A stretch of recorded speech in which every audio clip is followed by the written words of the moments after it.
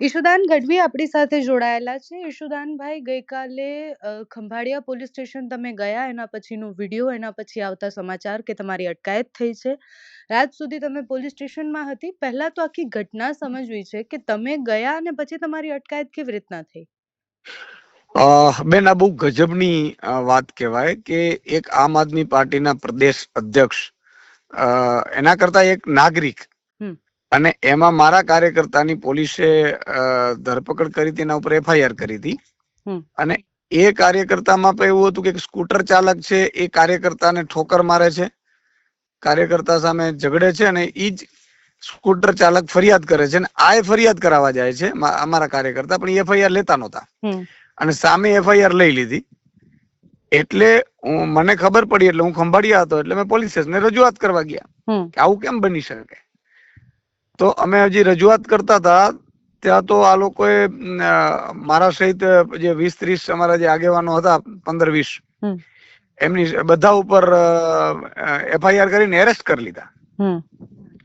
અને એરેસ્ટ કર્યા બાદ રાત્રે 12, 12:30 વાગે અમને પછી મુક્ત કરવામાં આવ્યા.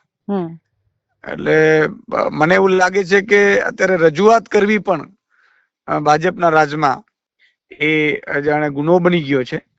અને એવી રીતે કાર્યકર્તાઓને પણ ક્યાંક ને ધમકાવવાની કોશિશ થઈ રહી હતી. આનાથી એક મેસેજ સાફ છે કે જે સ્થાનિક ચૂંટણીઓ આવી રહી છે, જેમાં આમ આદમી પાર્ટી ખૂબ મોટું પરફોર્મ કરી શકે એમ છે અને લોકો એને પસંદ કરે છે, એના કારણે આ ઘટના ઘટી એવું મને લાગે છે.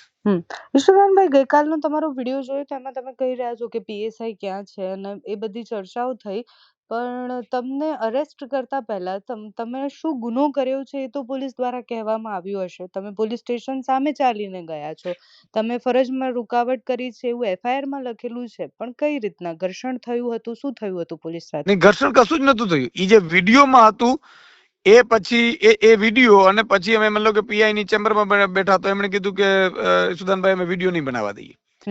મેં કીધું ભાઈ વિડીયો અહીંયા આપણે શું વાંધો હોય, તો તમારા સીસીટીવી છે. મેં ઠીક છે, અમને ફૂટેજ આપી દેજો. પણ મેં કીધું આ એફઆઈઆર થઈ છે ને અહીંયા એફઆઈઆર નથી થઈ, તમે મેં કીધું કહો. આ બધી બાબત હતી. અને એમાં તો આ લોકોએ ફરજ રૂકાવટની ને વિવિધ ધારાઓ લખી. જો કે કલમોથી કે પોલીસથી કે જેલથી તો અમે ડરીએ એમ નથી, કારણ કે અમે અલ્ટિમેટલી લોકોને અવાજ બનવા માટે નીકળ્યા છીએ, લડવા માટે નીકળ્યા છીએ. પણ ઠીક છે, પોલીસનું કામ કરે છે, પણ મને લાગે છે કે પોલીસને પણ ક્યાંક હાથો બનાવવામાં આવી રહ્યો હોય. ઈશુદાનભાઈ, તમારા સિવાય પડી આની પહેલા અનેક કાર્યકર્તાઓ સામે ફરિયાદ થઈ, એના પછી તમે ઘણા વિડીયો પણ બનાવ્યા કે અમારા કાર્યકર્તાઓ સામે જ કેમ ફરિયાદ થાય છે. હવે અરવિંદ કેજરીવાલે સીએમ ને પત્ર પણ લખ્યો છે. તો આમ આદમી પાર્ટી હવે આગળ કેવી રીતના લડવા માંગે છે આ વિષય પર? બિલકુલ. અમે આજે મેં કીધું ને કે તમે પ્રદેશ અધ્યક્ષને અને એના કરતા મોટી વાત એ છે કે એ કોઈ ગુના વગર તમે એફઆઈઆર કરો, એટલે એ બહુ સાબિત થાય છે. પણ આનાથી ભાજપ મોટું બ્લન્ડર કરી રહી છે, મને એવું લાગે છે. આજે ગઈકાલે મને એરેસ્ટ કર્યું તો આખા ગુજરાતમાં લોકોએ ખૂબ મને પ્રેમ આપ્યો. બીજા દિવસે મને રાત્રે છૂટ્યા પછી ખબર પડી સોશિયલ મીડિયા ઉપર હોય કે, તો એનો મતલબ એ થયો કે આ જે કરી રહ્યા છે એમાં ભાજપને જ અલ્ટિમેટલી નુકસાન થઈ રહ્યું છે, કારણ કે લોકોનો રોષ થાય. તમે પોલીસનો દુરુપયોગ કરી શકો છો. એટલે આમ આદમી પાર્ટી તો લોકોને એ જ કહે છે કે ભાઈ અમે તમારા માટે અવાજ ઉઠાવીએ છીએ, અમને આ લોકો જેલમાં નાખી દેશે, અમારા ઉપર અત્યાચાર કરશે, અમને ખોટા કેસમાં ફસાવી દેશે, અમે વયા જશું, પણ મત સમયે તમે જાગીને રહેજો, મતદાન સમયે તમે ખાલી જાગજો, એટલી મારી પ્રાર્થના છે. અને એ જ અમે આમ આદમી પાર્ટી આગામી સમયમાં રણનીતિઓ બનાવશે. છેલ્લો સવાલ છે ઈશુદાનભાઈ, કે સતત જેટલા પણ વિડીયો ગઈકાલે આવ્યા, એટલે જેટલી પ્રતિક્રિયાઓ સામે આવી, બધા એવું કહી રહ્યા છે કે અમે વિપક્ષમાં છીએ, અમે ભાજપ સામે લડીએ છીએ અને એટલે અમારા નેતાઓને જેલમાં નાખવાનો પ્રયાસ થઈ રહ્યો છે. વિપક્ષમાં છેલ્લા કેટલાય સમયથી કોંગ્રેસ પણ છે, કોંગ્રેસના નેતાઓ સાથે આવું થયું નથી બહુ. તમે જુઓ, આ ગુજરાતની જનતાએ પણ સમજવાની જરૂર છે કે આજે ઈશુદાનભાઈ નું વ્યક્તિત્વ શું છે.